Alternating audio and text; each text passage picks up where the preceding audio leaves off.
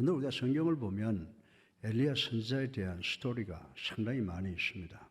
대표적인 것은 우상 숭배를 강요하는 아합 왕에게 하나님께서 무서운 가뭄을 보낼 것을 경고한 것부터 우리가 볼 수가 있습니다.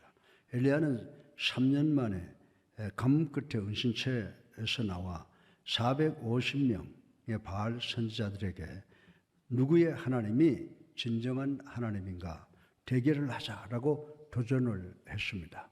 그건 나는 내 제단을 만들고 너희들은 너의 제단을 만들어 각각 자기의 신에게 불을 내려서 제단의 제물을 태워달라고 기도하자.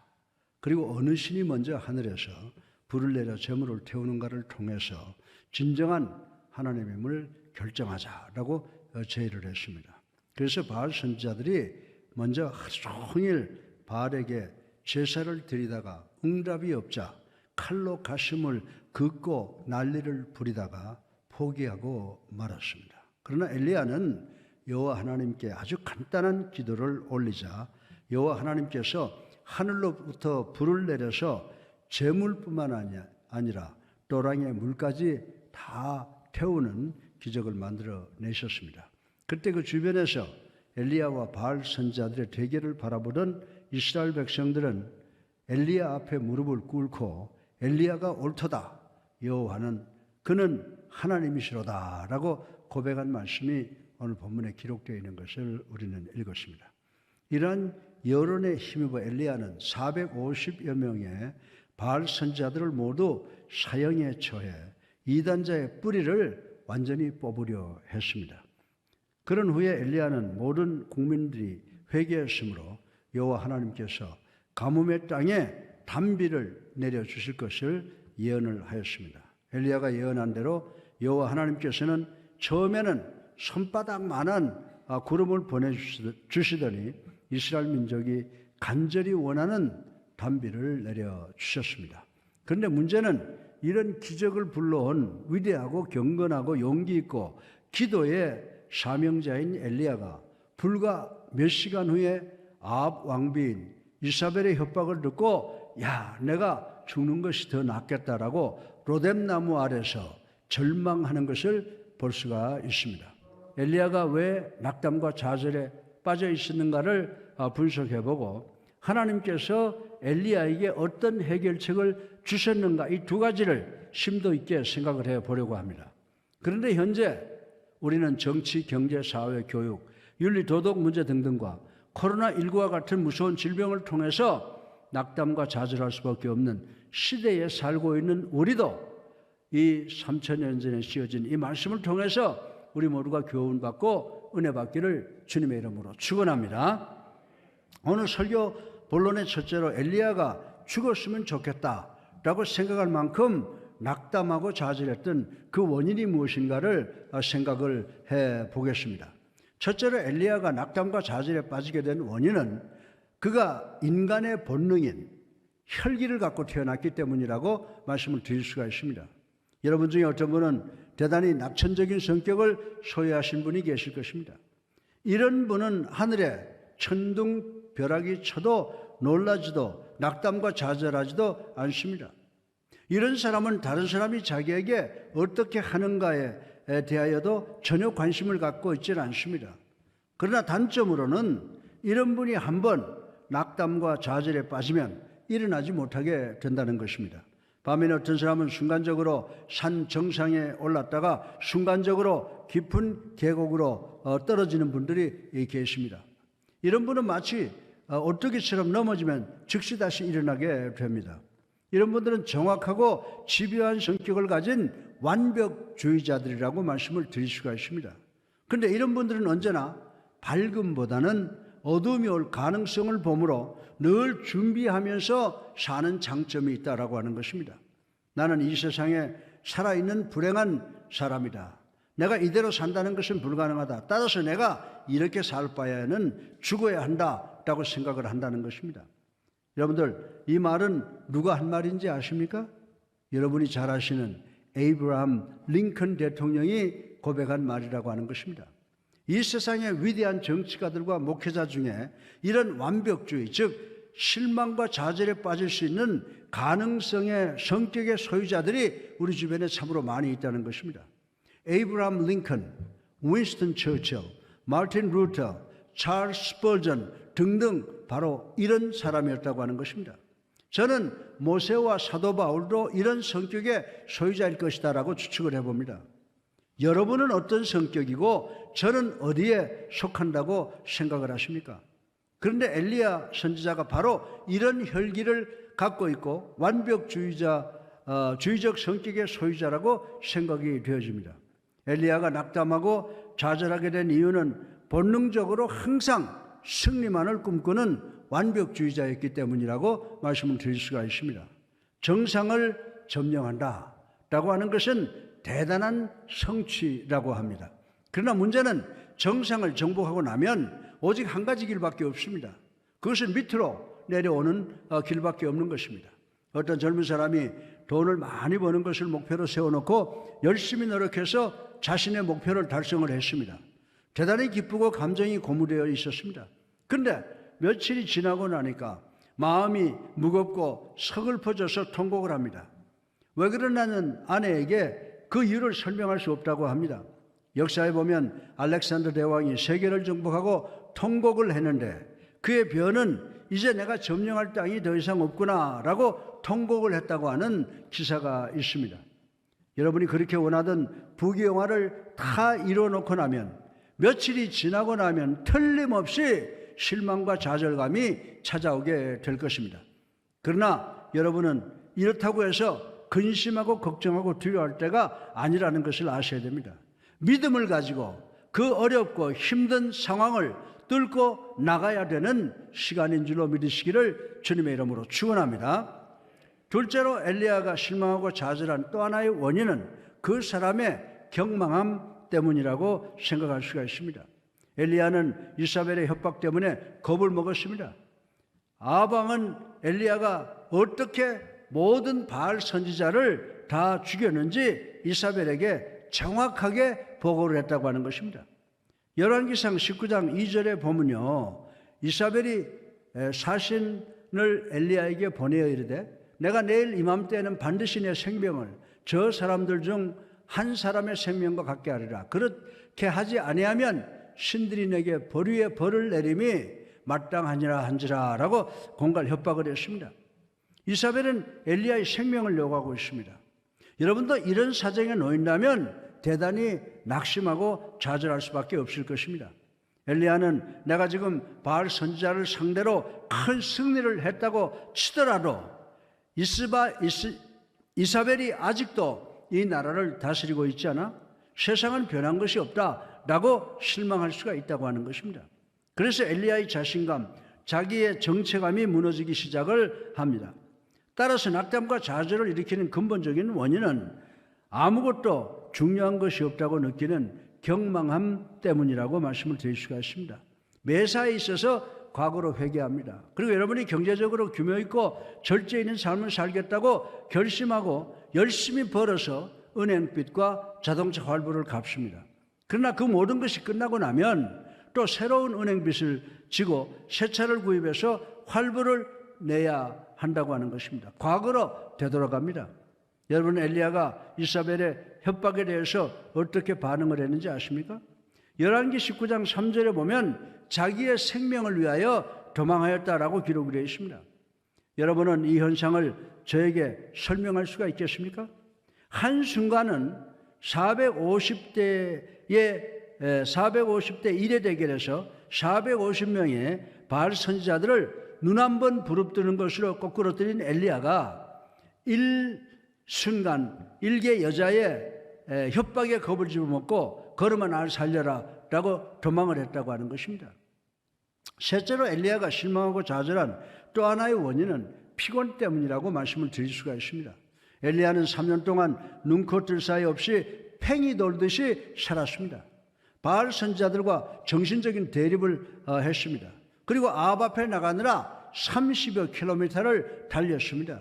따라서 엘리야는 정신적으로 그리고 육체적으로 완전히 낙다운 지쳐 있었다고 하는 것입니다.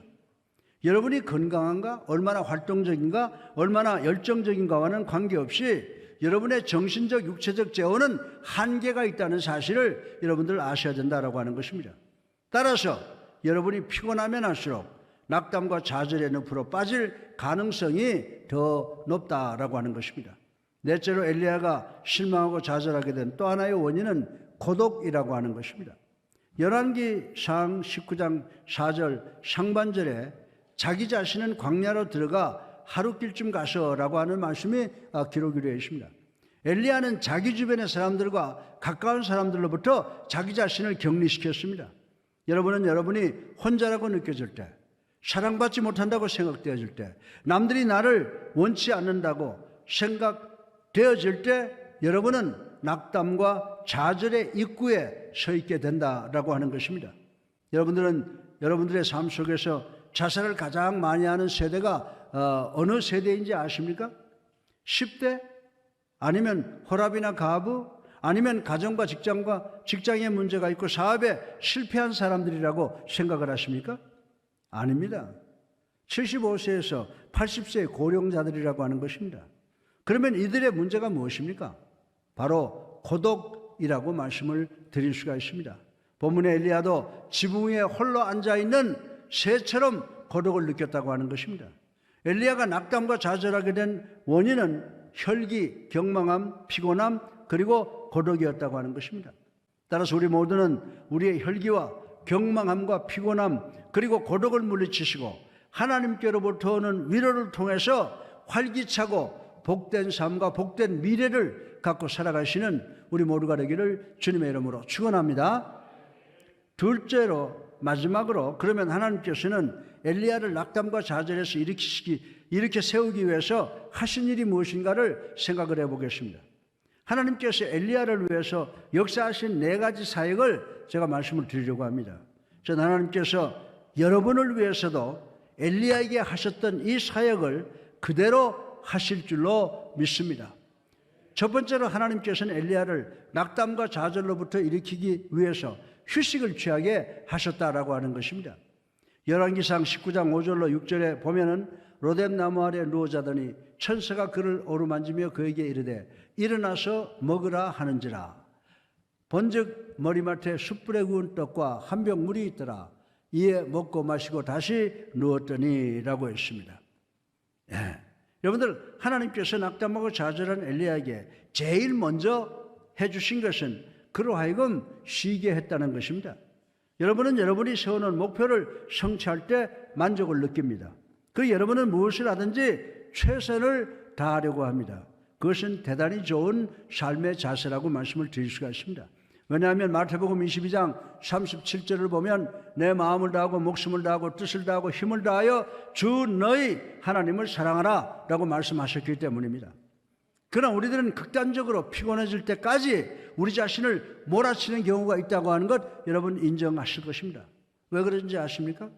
우리나라 사람들은 진정한 휴가를 어떻게 취해야 하는가를 알지 못하기 때문이라고 말씀을 드리고 싶은 것입니다. 우리는 휴가를 즐기고 오는 것이 아니라 휴가에서 지치고 피곤한 몸을 이끌고 집으로 돌아옵니다. 그리고 직장에서 출근해서 어이구 피곤해 라고 계속 피곤을 복창을 하게 된다고 하는 것입니다. 사랑하는 성도 여러분, 우리가 영육의 휴식을 위해서 할 수 있는 일은 우리의 생각의 기여를 신속하게 바꾸는 것이라고 저는 말씀을 드리고 싶은 것입니다. 하나님께서 유대인들에게 안식일을 철두철미하게 지키라고 율법에 포함시킨 것도 바로 이런 의미라고 저는 말씀을 드릴 수가 있습니다. 그리고 나머지 날에는 열심히 일하라고 하셨습니다. 그래서 유대인들의 삶 속에는요, 이 노동과 휴식의 균형이 잘 맞아 있다고 말씀을 드릴 수가 있습니다. 예수 그리스도의 3년 반 동안의 공생애를 한번 여러분들 살펴보시기 바랍니다. 예수님께서는 공생애를 시작하시기 전에 40일간 광야에 들어가셔서 금식 기도를 하면서 휴식으로 그 고난의 공생애를 준비하셨다고 하는 것입니다.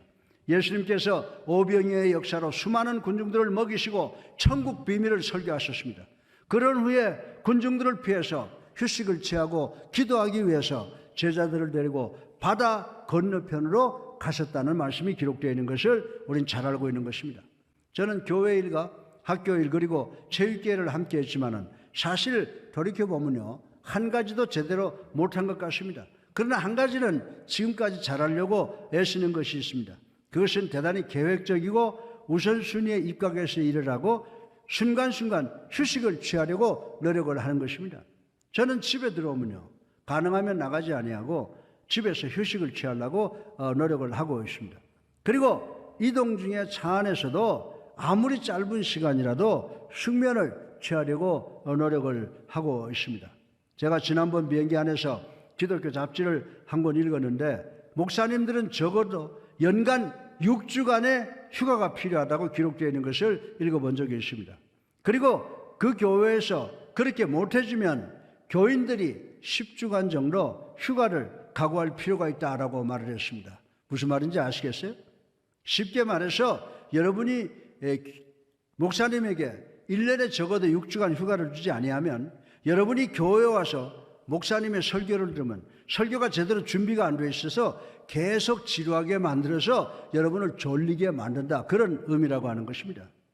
하나님께서는 낙담하고 좌절한 엘리야를 가장 먼저 쉬게 하셨음을 우리 모두가 명심해야 되는 줄로 믿으시기 바랍니다. 둘째로 하나님께서 엘리야를 낙담과 좌절로부터 일으키시기 위해서 계시와 당신의 권능을 주셨습니다. 열왕기상 19장 11절 상반절에 여호와께서 이르시되 너는 가서 여호와 앞에서 산에 서라 하시더니 라고 하셨다고 기록이 되어 있습니다. 엘리야가 산속에 있을 때 강한 바람이 불었는데 하나님께서 그 바람과 함께 계시지 않으셨다고 하는 것입니다. 그런 후에 지진이 일어나서 땅이 막 흔들렸는데 하나님께서 그 지진 안에도 계시지 않았다고 하는 것입니다. 그리고 불이 일어나는데 하나님께서 그 불 가운데도 계시지 않으셨다라고 기록이 되어 있습니다. 그런데 엘리야는 아주 미세한 속삭임을 듣게 됩니다. 그 세미한 미세한 음성의 주인이 하나님이셨다라고 고백을 했습니다. 사랑하는 성도 여러분, 우리들은 때때로 하나님께서 백마를 탄 기사처럼 극적으로 나타나서 우리를 돕기를 원할 때가 많이 있습니다. 그러나 하나님께서는 우리에게 백마 탄 기사로 나타나는 것이 아니라 우리에게 조용하게 은밀하게 속삭임으로 다가오신다는 사실을 우리는 기억해야 된다라고 하는 것입니다. 우리는 하나님과 관계 속에 있으면서도 우리와 함께 하시는 하나님의 임재를 느끼지 못할 때가 너무나 많이 있습니다. 그런데 몇 년이 지난 후에야 그때 내 옆에서 역사하신 분이 바로 하나님이시었구나라고 하는 것을 깨닫게 된다라고 하는 것입니다. 본문의 엘리야는 자신의 눈을 낙담하고 좌절할 수밖에 없는 자기의 문제로부터 하나님의 전전능하심으로 돌리게 되었다고 하는 것입니다. 그 순간 하나님을 만나게 되었다고 하는 것입니다. 사랑하는 성도 여러분, 우리들도 낙담하고 좌절할 수밖에 없는 문제가 많이 있을 줄로 압니다. 그러면 우리 스스로의 노력으로 문제를 분석하고 이해하고 해결하려고 하지만은 절대로 우리의 힘으로, 우리의 능으로, 우리의 노력으로 문제 해결점을 얻지 못한다라고 하는 것입니다.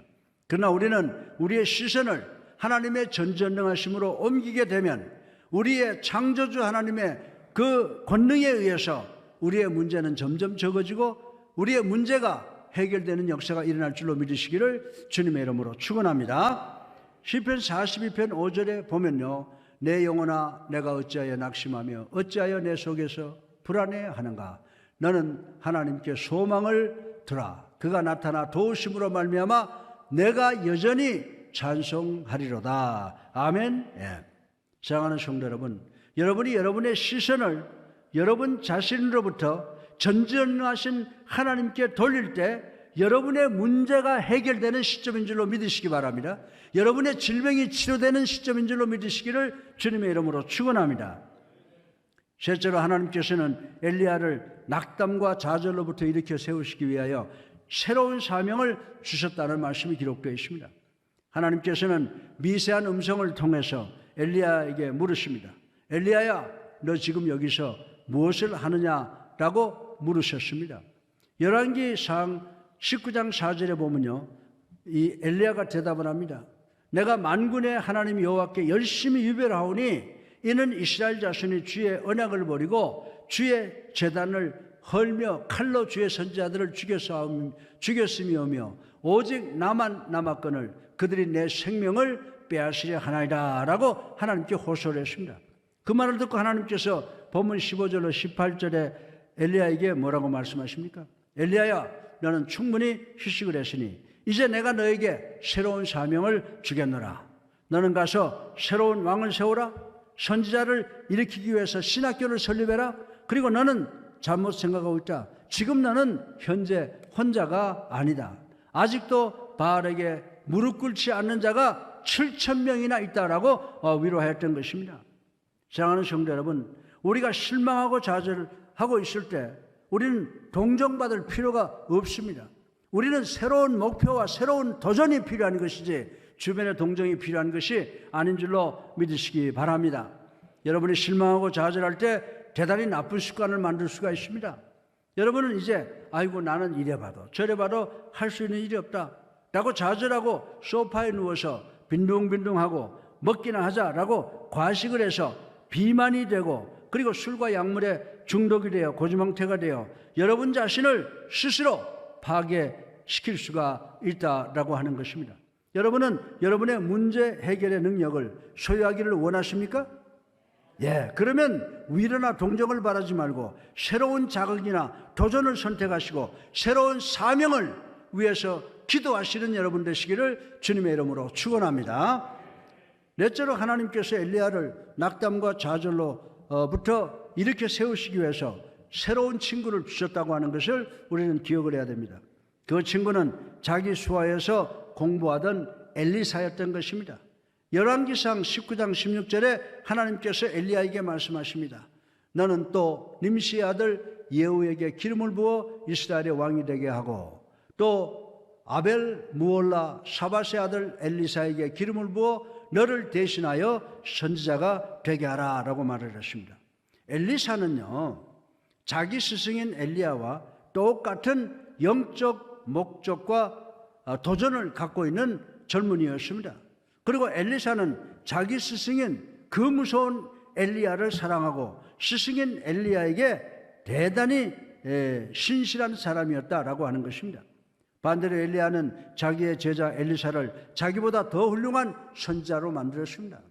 새로운 사람들은 여러분의 과거를 잘 모릅니다. 그러나 여러분의 믿음을 가치 있게 대할 것입니다.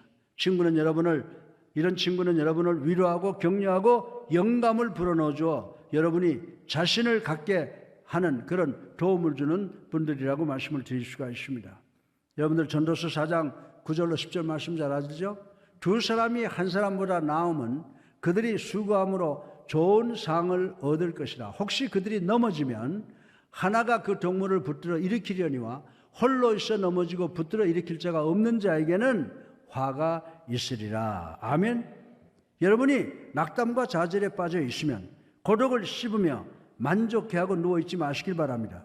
새로운 친구가 될 수 있는 사람을, 여러분에게 힘이 될 사람을 찾는 여러분 되시기를 바랍니다. 여러분이 위로와 격려가 필요한 사람들에게 가서 그들을 위로하고 격려하다 보면은 여러분이 낙담과 좌절 가운데 있다고 해도 오히려 여러분이 위로받고 격려받게 되는 놀라움을 경험하게 될 줄로 믿으시기를 주님의 이름으로 축원합니다. 고린도후서 1장 4절을 보면요, 우리의 모든 환난 중에서 우리를 위로하사 우리로 하여금 하나님께 받는 위로로서 모든 환난 중에 있는 자들을 능히 위로하게 하시는 이시로다. 아멘. 예. 사랑하는 성도 여러분, 주님께서는 아무도 우리를 도와줄 수 없는 가운데 우리 가운데 오셔서 우리의 육친의 형제보다 더 가까이 계시면서 우리를 도와주시는 분이신 줄로 믿으시기를 주님의 이름으로 축원합니다. 우리의 죄 때문에 우리가 받아야 될 모든 창피와 수모와 부끄러움과 고통이 이제는 예수 그리스도의 어깨 위에 전이되어 있다는 말씀인 줄로 믿으시기 바랍니다. 예수님께서는 이 세상의 형제를 위하여 자기 목숨을 버리는 사랑보다 더 큰 사랑은 없느니라. 내 말에 순종하면 너희가 내 친구라고 말씀을 하신 것을 우리는 반드시 기억해야 되는 줄로 믿으시기 바랍니다. 사랑하는 성도 여러분, 하나님만이, 예수님만이 여러분을 낙담과 좌절로부터 구해주실 수 있는 유일한 분임을 믿으시고 하늘의 소망을 갖고 승리하는 우리 모두가 되기를 주님의 이름으로 축원합니다.